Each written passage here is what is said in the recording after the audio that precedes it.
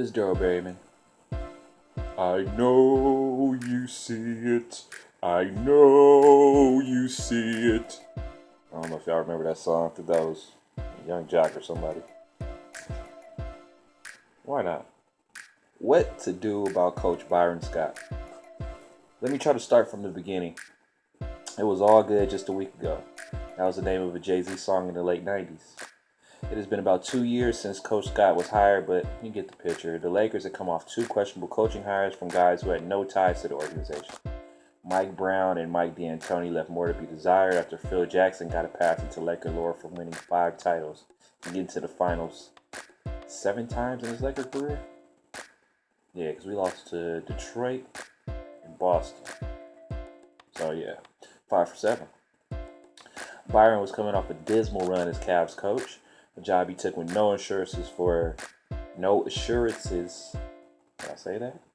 He took no assurances from free agent LeBron James that he will re-up with the Cavs. LeBron chose to go to Miami. Byron was left with the ghost of Cavaliers' past and a rebuilding situation. Taking that job made no sense to me unless he really just missed the game and wanted to get back into coaching.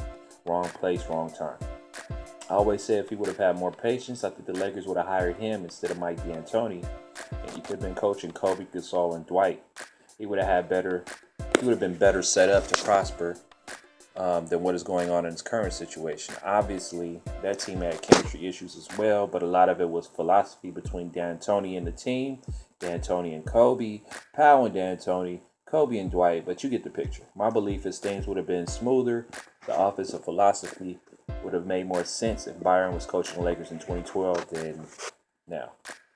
But what's done is done, right? Mike D takes the job. Kobe tears his Achilles before the Lakers scratch a claw their way into the playoffs. And the Lakers look to a new coach.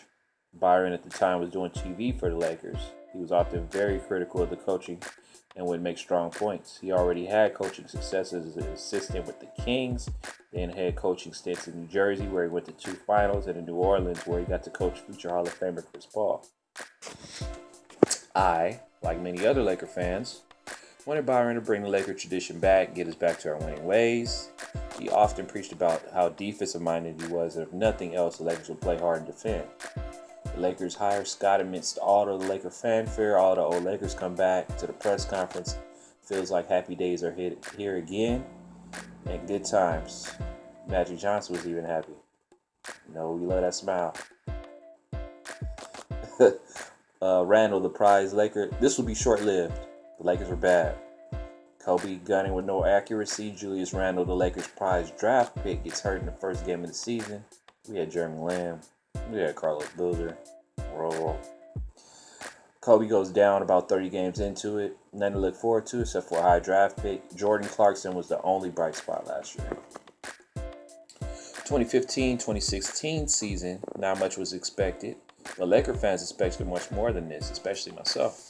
I expected 30 to 35 wins from the young guns. I expected them to get better, grow up, impress other free agents, other players around the league, so maybe they want to come play with us. On paper, Lou Williams, Brandon Bass, Roy Hibbert, Julius Clarkson, number 2 pick D'Angelo Russell to go along with Kobe. That looks like a decent team, right? When the game started, however, it was a different story. Kobe got off to a really bad start. Played terrible. Clarkson has played decent all year, but the other young guys played like NBA rookies with only 1 year of college. And that's what they have, so. Hibbert digressed. Terrible. Lou Williams is shooting in the low 40s in field goal percentage. Brandon Bass has gotten sporadic minutes all season and has been a mess until recently. Recently, the Lakers have been playing better. As of late in the last 15 games or so, since February, they are 5-12. That record's not good, but they had a win at home versus the NBA champion Golden State Warriors. They played 2 good games against Cleveland. They lost close games to San Antonio, Indiana, Milwaukee, and the Knicks last night. So let's play hypothetical and say they win 4 out of those 6. That puts them at 9-8. Now, good teams win close games, but that comes with experience, right? And the more experience for this team, the better. The Lakers as a franchise are actually in a good position. Sometimes it seems Byron sabotaged the season in order to get once-in-a-generation player by the name of Ben Simmons from LSU.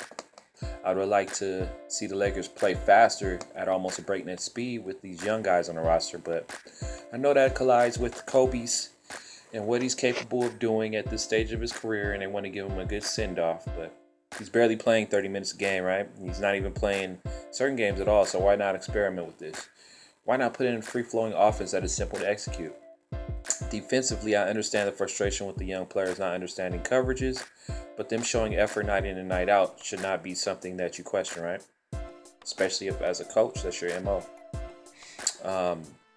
Lou Williams, Hortis, and Nick Young are stealing a lot of minutes from Clarkson and Randall. I don't know why. If the Lakers finish outside the top 3 in the lottery, they lose their pick. All from the Steve Nash trade years ago, so it makes sense to lose. All this year has been about is developing the young guys and keeping that damn draft pick.